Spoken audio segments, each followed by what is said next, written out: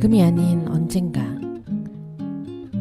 여기가 아닌 어딘가, 내가 아닌 누군가를 꿈꾸는 당신, 거기 있나요? 안녕하세요. 91.3MHz 서대문 FM 오늘도 행복을, 화요일 밤에 여러분을 찾아뵙게 된 내 마음은 맑음의 DJ, 우울증 약물치료 2년차 유나입니다. 서대문 FM 내 마음은 맑음 첫 번째 시간 첫 번째 곡으로 자우림의 샤이닝 들었습니다. 이 노래 어떠세요? 저는 처음에 샤이닝을 들었을 때 일종의 신선한 충격을 받았어요. 누가 제 마음속을 들여다보고 하나하나 가사로 옮겨놓은 것 같았거든요. 노래가 나왔던 당시에는 제가 우울증이란 사실을 몰랐거든요. 그럼에도 불구하고 이 노래 정말 많이 들으면서 많이 울었어요. 참 이상하죠? 그리고 또 신기하죠?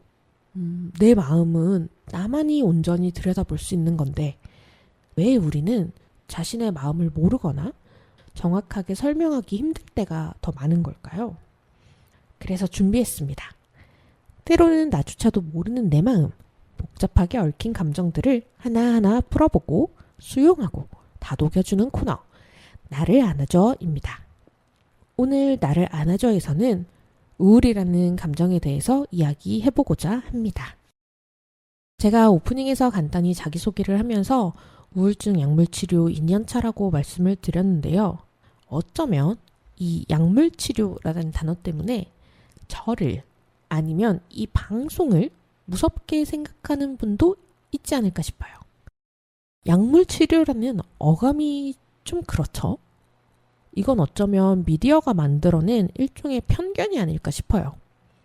흔히 매체에서는 정신과 그리고 약물치료라는 그 상황을 입원을 한 상태의 사람들과 같이 붙여놓곤 하잖아요. 그런 경우에 더 낯설고 극적인 분위기가 나기 때문에 드라마나 영화의 소재로 많이 사용되는 것 같은데요. 저와 같은 일상적인 치료가 필요한 사람들조차도 비슷한 편견의 시선을 받고 있고 또 어느 정도 스스로도 비슷한 편견을 갖고 있는 것 같기도 해요. 그런데 생각해보면요. 우리 우울하다는 말 일상에서 자주 사용하고 있지 않나요? 안 좋은 일이 있을 때 누군가 너 괜찮아? 라고 물어보면은 나 슬퍼. 나 오늘 기분이 안 좋다. 이렇게 말할 수 있는 건데도 나 오늘 우울해. 이렇게 말하는 경우 있지 않으세요? 그러면 우울은 슬픔인 걸까요? 우울증을 앓고 있는 저지만 정의를 정확하게 몰라서 인터넷 초록창에 검색해봤어요. 우울증, 즉 우울장애는 의욕 저하와 우울감을 주요 증상으로 하여 다양한 인지 및 정신, 신체적 증상을 일으켜 일상 기능의 저하를 가져오는 질환을 말한다. 맞는 말 같아요.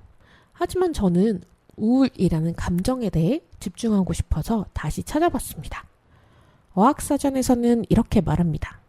근심스럽거나 답답하여 활기가 없음, 심리 반성과 공상이 따르는 가벼운 슬픔이래요. 어쩌면 우리가 나 오늘 우울해 라고 할 때의 감정은 국어사전에서 말하는 그런 감정인지도 모르겠어요. 이 순간이 지나면 사라지는 그런 가벼운 슬픔이요. 하지만 샤이닝 가사에서처럼 마음속에 폭풍을 품고 계신 그런 분들이 겪는 우울은 단순한 슬픔도 아니고 축 처지는 그런 상태도 아닌 것 같아요. 어렵지 않나요? 저는 감정이라는 게 참 어려워요. 비슷한 양상을 겪고 있다고 하더라도 이 라디오를 듣고 계신 분의 감정과 말을 하고 있는 저의 감정이 완전하고 그리고 완벽하게 일치할 수는 없는 거잖아요. 감정은 주관적이니까요. 내가 그렇게 느낀다는데 거기에 틀린 것도 없고 옳은 것도 없죠. 그래서 만약에 이 세상에 100명이 있다면 100명 다 우울하다는 감정에 대해서 하는 말이 다를 거예요. 하지만 어느 정도 비슷할 수는 있겠죠? 그러면 누군가는 제 이야기를 들으면서 공감을 하고 도움을 받을 수도 있지 않을까요? 조심스럽게 추측을 해보면서 노래 한 곡 듣고 제가 지금 겪고 있는 이 우울증에 대해서 말씀드리도록 할게요. 정준일의 안아줘입니다. 서대문 FM 내 마음은 맑음.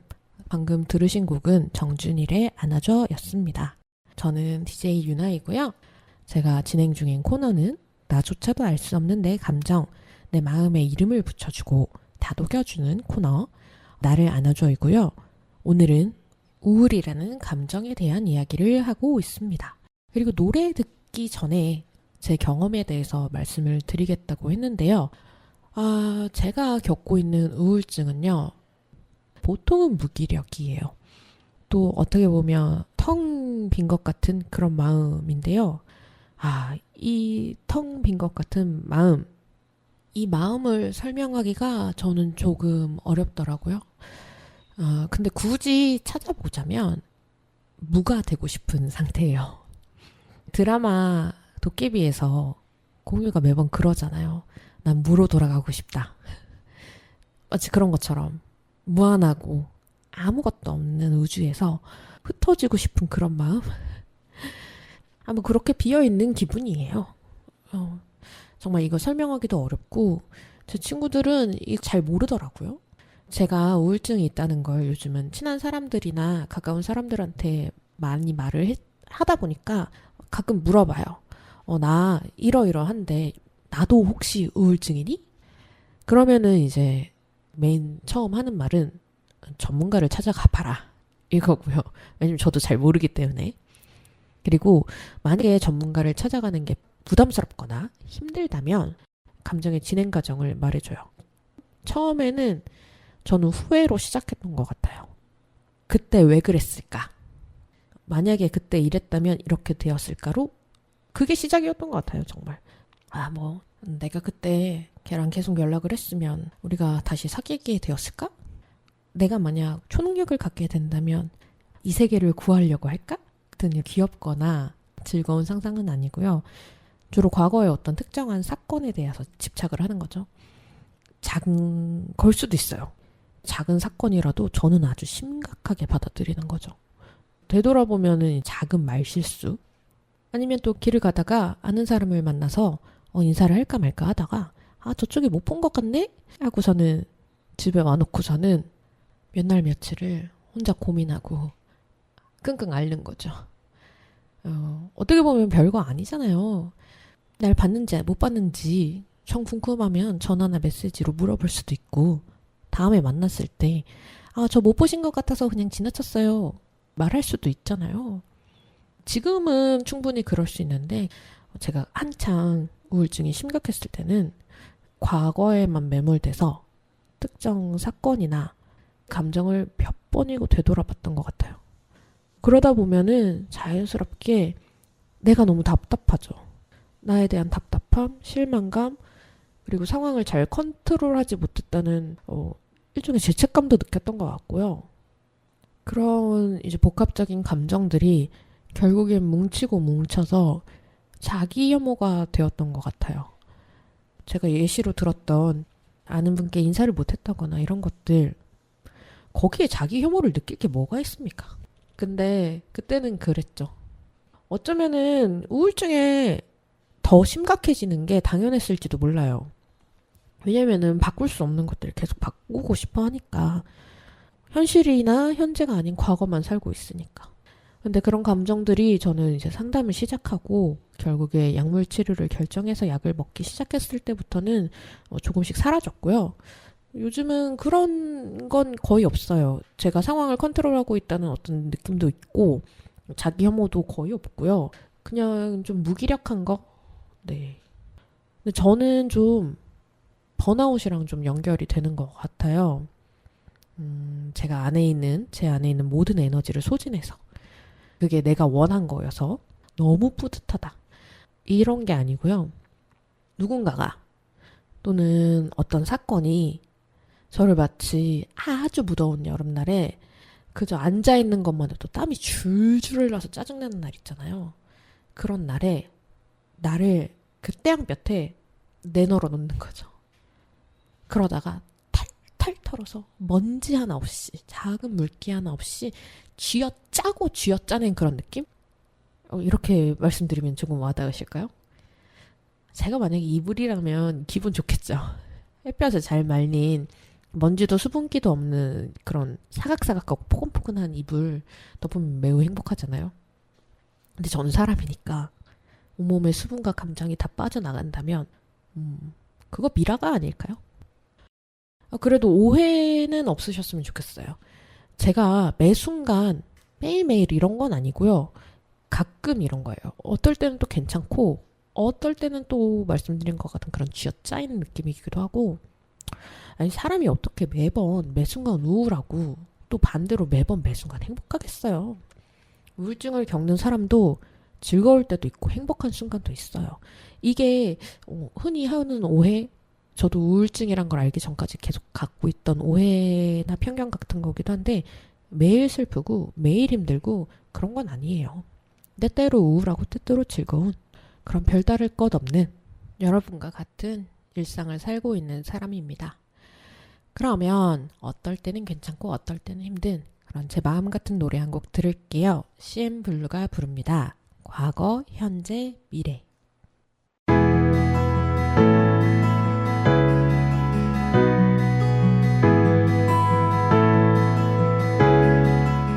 어린 시절 추억을 떠올리는 작은 골목, 그리고 상점들.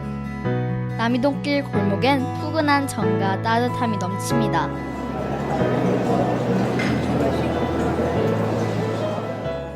이곳에서 색다른 재미와 추억을 만들어 가지 않으실래요?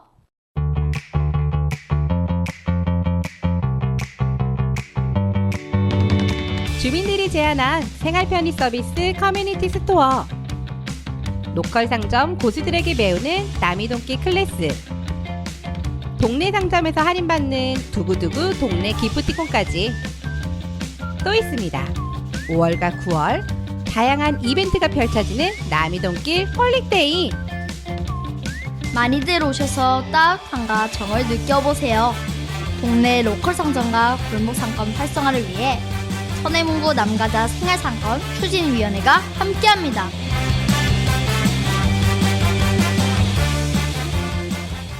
서대문 FM 오늘도 행복을. 본방은 화요일 밤 10시, 재방은 수요일 낮 2시인 방송인 내 마음을 맑음을 듣고 계시고요. 방금 들으신 곡은 CN블루의 과거, 현재, 미래였습니다. 저는 DJ 유나이고요. 우울함에 대해서 이야기하고 있었습니다. 제 방송 듣고 계신 여러분께서 후회 때문에 현실이나 현재가 아닌 과거를 사는 것 같고, 어떤 걸 해도 허무하거나 무기력한 기분이 드는 것 같다. 이 마음에 공감이 되신다면, 나도 그런데 싶고 혹시라도 나도 우울증인가 싶은 의심이 드신다면 한 번쯤은 전문가를 찾아가시길 권해드립니다. 내가 우울증일 리 없어. 내가 어떻게 우울증이야 라고 생각을 하셔도 마음속 어딘가 아주 깊은 곳에서 조금의 찜찜함이라도 남아있다면 꼭 한번 병원이나 아니면 우리 서대문 보건소라도 찾아가셨으면 좋겠어요. 마음이 불안하고 의지할 곳이 없을 때 또 물론 불안은 또 다른 감정이긴 하거든요. 어쨌거나 그럴 때 단순히 누군가 내 마음을 알아주는 것만으로도 도움이 되곤 하죠. 하지만 제가 그랬듯이 더 전문적인 도움이 필요한 경우가 있기도 하거든요.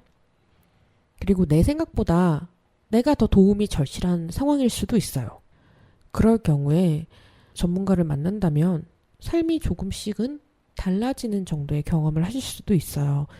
제가 무슨 마법처럼 무슨 약 하나만 먹으면 행복해지고 그런 건 절대 아니고요. 그런 말씀을 드리는 건 절대 아니고 생활이 조금 나아지는 정도예요. 제가 지금 그렇거든요. 딱. 물론 가끔 문득문득 그런 감정이 몰려오기도 하지만 지금은 과거나 어떤 사건에 매몰되지 않고 현재를 살 수 있거든요. 지금은 그래요. 그러면 저는 어떻게 전문가를 찾아갔고 어떻게 우울증 진단을 받았느냐. 제가 진단을 받은 거는 대학교 1학년 때였는데요. 당시 저희 학교에서 신입생들을 대상으로 집단 상담 1회를 의무적으로 해야만 졸업이 가능했어요. 미리 설문지 같은 거를 집에서 하고 약속을 정해서 학교에 계신 전문 상담가님과 집단 상담을 했거든요. 거기 모인 아이들이 보통은 이제 갓 20살이 된 아이들이나 뭐 신입생이니까 20대 초반이잖아요. 그러니까 이런 집단 상담 같은 것도 해보지 않은 사람들이 대부분이었고요. 저도 그랬고요. 그래서 설문 결과를 이제 모여서 말씀을 해주시는데 한 명, 두 명 이런저런 핑계를 대면서 자리를 뜨더라고요. 근데 저는 그때 너무 순진했거나 아니면 아무런 일도 없었나 봐요. 그래서 자리를 끝까지 지켰는데 그때 상담 선생님께서 이렇게 하얗고 긴 머리를 하나로 질끈 묶은 나이가 있는 여성분이셨는데 저랑 길게 이야기를 나누고 싶다고 하시더라고요. 설문 내용이 뭐였는지 지금 그때 무슨 대화를 나눴는지 기억이 안 나요. 너무 오래전 일이라서 기억나는 게 없는데 결론은 그거였어요. 그 상담 선생님이 보시기에 제가 우울증 같다. 그러니까 상담 선생님하고 주기적으로 만나거나 아니면 병원에 가보는 게 좋겠다. 그때 저는 어렸고 또 낯선 사람에게 제 이야기를 한다는 것이 그 상황이 너무 불편했거든요. 지금은 괜찮아요. 근데 그때만 하더라도 같이 왔던 학생들은 다 떠나고 저 혼자 그 방에 저 혼자 남아있으니까 왠지 그게 너무 무서운 거예요. 그리고 저는 제 스스로를 좀 우울한 아이라고 그냥 생각했었거든요. 그냥 그런 성향이 있는 사람일 수 있잖아요. 중고등학교 때 왔던 사춘기가 나는 길게 가는 사람이구나 이렇게 생각했는데 저보고 우울증인 것 같대요. 얼마나 무서워요. 지금이랑 다르게 그때는 이 우울증이라는 말이 좀 특수한 것처럼 느껴졌거든요. 그래서 저는 차라리 병원에 가겠다라고 했어요. 그 뒤로는 제가 뭘 딱히 하지 않아도 일이 착착 진행이 되었고요. 그 선생님이 일단 저는 서대문구에서 나고 자랐거든요. 서대문구 보건소에 연락을 하셨고 보건소 담당자가 저한테 연락하고 그다음에 연계된 병원으로 갔는데 지금은 만약에 지금이라면 당연히 저는 상담을 하겠다고 했을 거예요. 무료로 상담을 받을 수 있는 기회가 그렇게 많지 않거든요. 그런 기회도 잘 없고 상담 비용도 이게 만만치 않다는 걸 아니까 그리고 상담하고 나서 그리고 나서 병원에 가도 되잖아요. 근데 그때는 뭐가 그렇게 두렵고 창피했는지 모르겠어요. 무섭거나 두려운 것보다 창피했던 게 엄청 컸던 것 같아요. 그래서 차라리 학교에서 자주 봐야 되는 학교와 연관된 사람 말고 낯선 의사 선생님을 찾아가겠다라는 마음이었어요. 이게 약 15년 전 이야기인데요. 그 결정을 왜 후회하냐면 그때는 병원이 굉장히 폐쇄적이었거든요. 저는 엄청 충격이었는데 접수대에 그 쇠창살로 된 방범창 같은 게 있었어요. 코팅이 된 아크릴판 같은 거 위에 이제 방범창이 있어서 저도 간호사 선생님 얼굴을 볼 수가 없고 선생님도 제 얼굴을 볼 수 없었겠죠, 아마도. 그러니까 더 TV나 영화에서 봤던 그런 정신병원, 딱 전형적인 우리가 편견을 가지고 있을 수 있는 정신병원이 생각나는 거예요. 지금은 다릅니다. 어쨌든 그렇게 이제 병원에서 의사를 만났는데 저는 처음이잖아요. 우울증이라는 것도 이제 알게 됐는데 가족이나 친구나 그 누구에게도 말하지 못했던 20살의 어린 친구였는데 어떤 위로나 다독임 같은 게 없이 의사가 어떤 날은 약을 4알을 주고 일주일 뒤에 또 가서 그 약을 먹고 이러이러했습니다 라고 말하면 약을 바꿔서 한 5알을 주고 그러니까 뭐라고 할까요? 이 병원이 주는 압박감 때문에 기가 잔뜩 눌려있는데 의사 선생님이 말도 없이 약만 주니까 나를 위하고 나를 생각해주고 있는 건지 알 수가 없었어요. 지금에야 그 선생님이 말만 없었을 뿐이지 제가 하루빨리 일상으로 돌아가게끔 노력하신 거라는 걸 지금은 알아요. 근데 그때는 잘 모르기도 하고 약에 대한 부작용도 따라와서 그러면 절대로 안 됨에도 불구하고 약 복용을 중단을 하고 병원에도 가지 않은 채 저를 방치했어요. 굳이 왜 방치라는 단어를 쓰냐면요. 그 뒤로는 이제 심리 상담을 주로 받았거든요. 근데 상담을 받기까지 5년에서 6년 정도가 걸렸어요. 잠시 말씀드렸던 것처럼 지금 병원은 매우 달라요. 지금은 정신병원이라고도 하지 않죠? 정신건강의학과라고 말을 하죠. 그러면 지금 병원은 어떻게 다른지, 그리고 왜 그토록 창피하고 부끄럽던 상담을 받게 되었는지 노래 듣고 말씀드릴게요.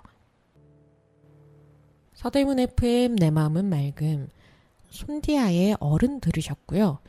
첫 번째 코너 나를 안아줘를 통해서 우울이라는 감정에 대해서 이야기했고요. 제가 대학교 1학년 때 우울증을 진단받았던 일과 처음 방문했던 병원에서 약을 먹다가 임의로 중단을 했다고 말씀드렸는데요. 참 부작용이 있었거든요. 너무 어지럽기도 하고 몸을 제 마음대로 움직일 수 없는 그런 부작용이 있었어요. 그러면 안 되는데 약을 임의로 중단을 했었고, 그 뒤로 한 5에서 6년 뒤에 처음으로 상담을 받기 시작했다고 말씀을 드렸는데요. 처음 심리 상담을 받기 전까지 저 나름대로는 저 괜찮게 살고 있다고 생각했었거든요. 그런데 왜 상담을 결정을 했냐면, 우리 길을 가다가 누군가 어깨를 툭 치고 가면 뭐야? 하고 이렇게 반사적으로 뒤돌아보잖아요. 그런 것처럼 문득문득 절 괴롭히는 감정들이 있었어요. 어떤 사건에 의해서 그것과 전혀 상관없는 건데도 툭 하고 과거에 있던 일들이 떠오르고 제 일상생활에 악영향을 미치는 게 더는 견딜 수 없어서, 그래서 상담을 시작했고요. 상담을 처음 이제 어떻게 시작해야 되는지 모르는 분들 많으시잖아요. 그분들을 위해서 말씀을 드리자면, 저는 처음에 상담을 어떻게 시작했냐면, 노동청에서 근로자를 대상으로 하는 심리 상담이 있었고, 그때가 한 5회기가 무료로 상담을 받을 수 있었거든요. 그렇게 해서 상담 시작했고요. 그 다음에는 대학원생과 상담을 했었던 것 같아요. 그리고 나서는 이제 조금 더 경력이 있는 분들을 만났었는데요. 그분들과 충분한 이야기를 한 끝에 약을 먹기를 결심을 했고, 그렇게 벌써 2년이 지났습니다. 제가 처음 병원에 갔던 때랑 지금은 병원 분위기가 많이 다르고요. 일반 내과나 외과 그런 곳하고 동일해요. 오히려 어쩌면 더 쾌적하고 정돈된 분위기라고 하면 믿으실까요? 제가 다니는 병원이 100% 예약제라서 일반 병원처럼 사람이 많이 없어서 그럴 수도 있는데요. 제가 여러분께 꼭 드리고 싶은 말은요. 지금 내가 만약에 힘든 시기를 보내고 있다고 하신다면 그 시기에 언젠가 지나갈 거예요. 하지만 나 혼자 버틸 힘이 없다. 어떻게 해야 될지 모르겠다. 그러시다면 꼭 한번 전문가를 찾아가셨으면 좋겠어요. 우울증 자가검진이라고 인터넷에 검색하시면 굉장히 다양한 게 나오거든요. 그 중에서도 보건소 홈페이지나 서울시에서 운영하는 다양한 정신건강센터에서 올라오는 게 있어요. 그런 걸로 해보시는 게 좋지 않을까 생각하고요. 대부분 정신과는 예약제거든요. 그렇기 때문에 당일 진료는 조금 어려우실 거고, 자가검진에서 무언가 나왔다면 미리미리 예약을 해두시거나 우리 구인 서대문구 보건소 정신건강복지센터에 꼭 한번 연락을 해보시길 바라겠습니다. 그러면 혼자서는 알 수 없는 길이 보일 수도 있거든요. 알아요. 마음이 아프고 힘들 때, 아무것도 하기 싫을 때 그 인터넷 검색 자체가 너무나도 힘겹고 큰일처럼 느껴질 수도 있죠. 그래도 손을 먼저 내밀어야 합니다. 내가 여기 있다고, 내가 힘들다고 누구한테 얘기하지 않으면 이 세상 사람들 아무도 모르거든요. 가까운 사람, 가까운 가족도 마찬가지고요. 그리고 그거는 나 자신에게도 똑같다고 생각을 해요, 저는. 자신의 마음을 뒤로 둔 채 외면하고 계신 분이 계시다면 한 번쯤은 스스로에게 물어봐 주세요. 1인칭보다 2인칭으로 물어보는 게 더 효과적이라고 해요. 그러니까 이름을 넣기도 해서 너 지금 너무 힘든데 혹시 모른 척하고 있지는 않니? 마음이 너무 아픈데 아무도 몰라줘서 괴롭진 않니? 이렇게 스스로 묻다 보면요. 답을 하지 않아도 내가 했던 질문에서 그동안 내가 생각하고 있던 게 뭔지 아는 경우도 있고요. 의외로 마음이 대답할 때도 있어요. 나 힘들어. 나 도망가고 싶어. 그렇게 내 마음을 마주했다면 누군가에게 도움을 청할 수 있잖아요? 그 누군가에게 도움을 청하는 거, 그거 저는 굉장히 용기 있는 일이라고 생각하거든요. 그러니까 제가 말씀드리는 거는 일상생활에 어려움을 겪고 있는 분들을 대상으로 말씀을 드리는 거고요. 주위에서 보기에 너무나도 긴급한 상황을 겪고 계신 분이 있다면 반드시 빠른 시일 내로 전문가를 찾아가 보시길 권해드리겠습니다. 네, 우울이라는 감정에 대해 이야기를 하다가 여기까지 왔는데요. 그러면 내 마음은 맑음의 첫 번째 코너, 나를 안아주는 여기까지 하도록 하고요. 노래 한 곡 듣고 분위기를 바꿔서 다음 코너 이어가 보도록 할게요.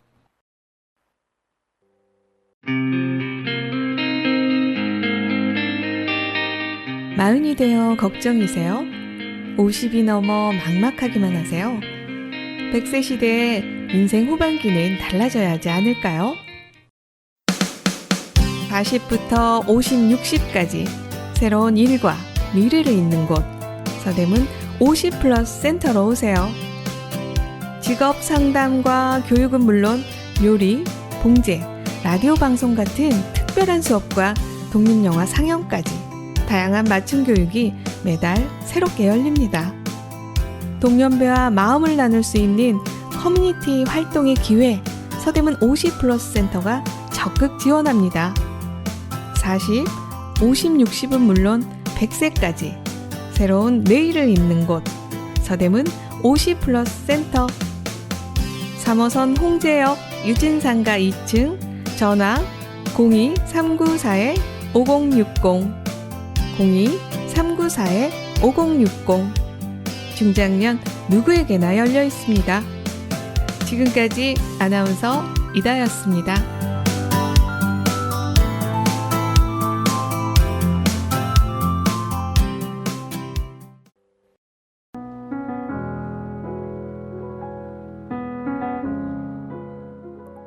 유나의 셀프 칭찬일기. 첫 번째, 이번 한 주 동안 나의 가족들에게 작은 것이라도 칭찬을 할 게 없는지 관심을 두기 시작했다. 매일 보는 동생에게 오늘 머리가 예쁘네? 라고 한마디 건넸더니 그래? 라며 미소를 지은 채 거울을 다시 본다. 그 미소에 나조차 기분이 좋아지는 게 상대방을 칭찬하는 게 오히려 나를 더 뿌듯하게 만들기도 한다는 것을 깨달았다. 이런 감정을 알게 된 나 아주 칭찬한다. 두 번째, 그간 등록해두고 가지 않았던 운동센터에 갔다. 방문 기록을 보니 마지막으로 왔던 게 3주 전. 3주 만에 몸을 움직이니 내일의 근육통이 걱정되긴 하지만 조금 기쁘기도 했다. 그리고 집에 오는 내내 한 타임의 운동을 해냈다는 사실에 즐거웠다. 오늘의 기쁨을 만끽한다. 아주 장하다. 세 번째, 오늘은 계획한 시간보다 늦잠을 잤다. 일찍 일어나자고 다짐하자마자 늦잠이라니. 하루를 망쳤다는 생각이 들어 습관처럼 다시 누우려 했지만 마음을 고쳐먹고 컴퓨터를 켰다. 책상에 앉은 것만으로도, 컴퓨터를 켠 것만으로도 내가 너무 대견하다.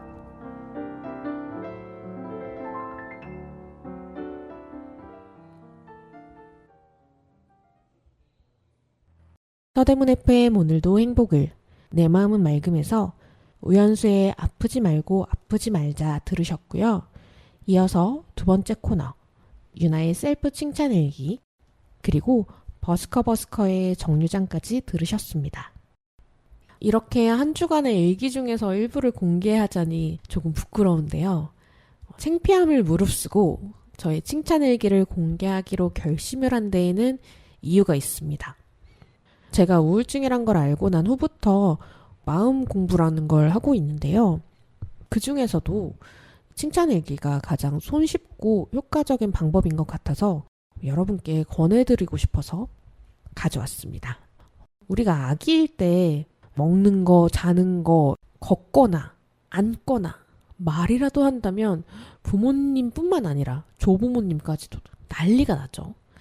근데 어른이 되고 나서는 그런 경험 저는 없거든요.